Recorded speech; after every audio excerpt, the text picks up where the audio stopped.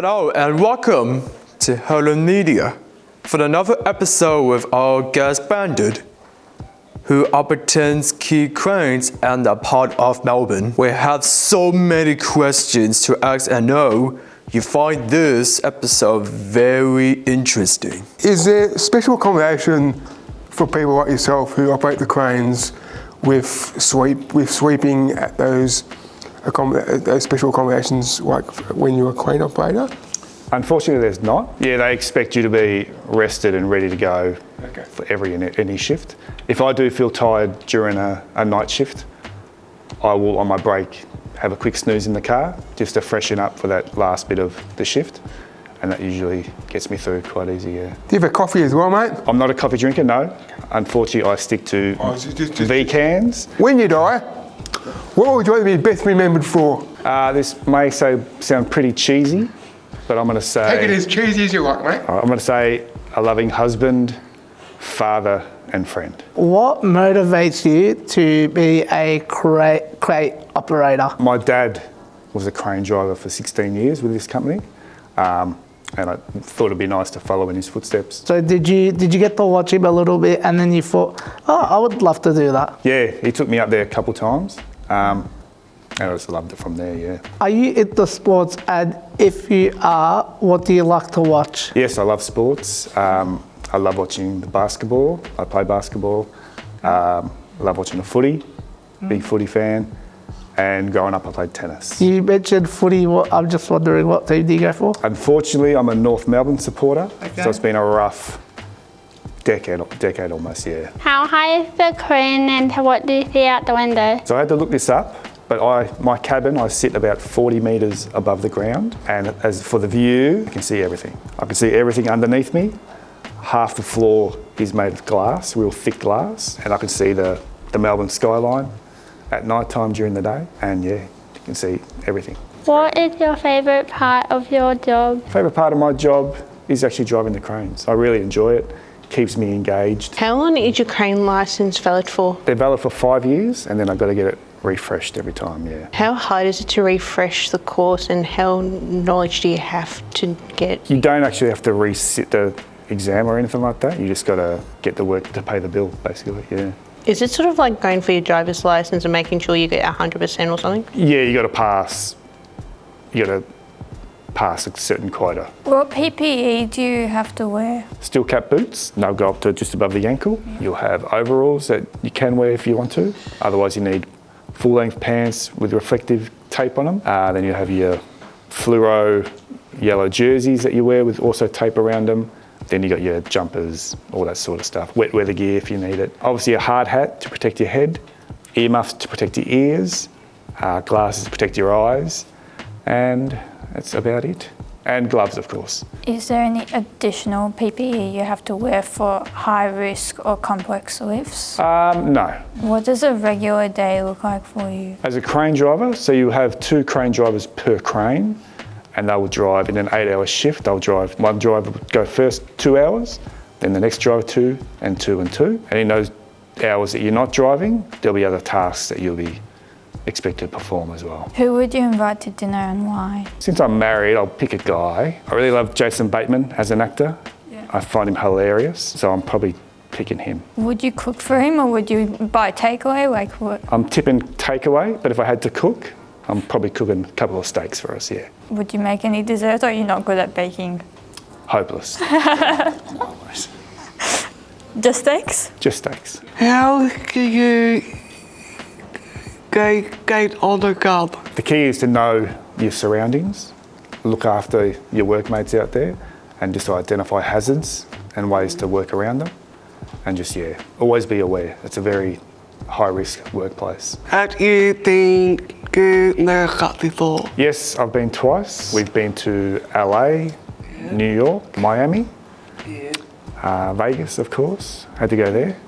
And Orlando. How do conditions change every well? Now, the wind is the biggest issue for us. There's certain stages where we've got to have different protocols. If the wind gets above, I think it's 90 kilometres an hour, we stop and we come down and we shut up. But prior to that, there are different levels where sirens will start sounding, and you've got to drive differently, of course. And then you'll have the rain, which doesn't affect the crane that much, but if you push it too hard, you may start sliding everywhere. So it's better to drive to the conditions. And of course, lightning, if it gets too close, then that's a serious hazard as well. We'll stop straight away. What's a very scary movie? So I don't have favourite scary movies because I can't stand them. Ones that stick with me when I was younger were the Freddy Krueger movies.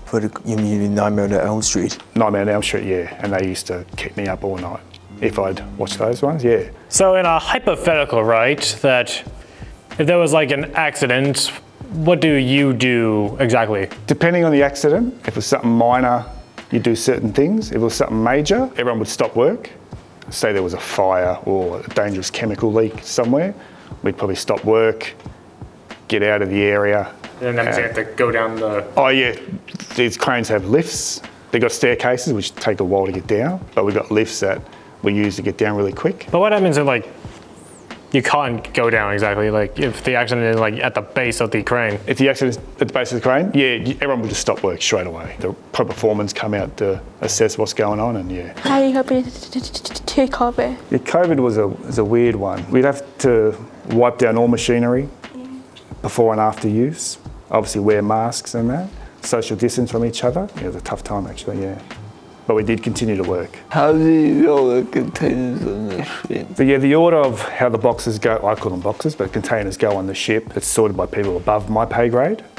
But it's usually based on weight, what's in them, if they're chemicals, they've got to be kept away from other ones, where they're possibly going, their next destination. Like you can't be putting boxes that are going to your next port underneath ports that are 2 ports away.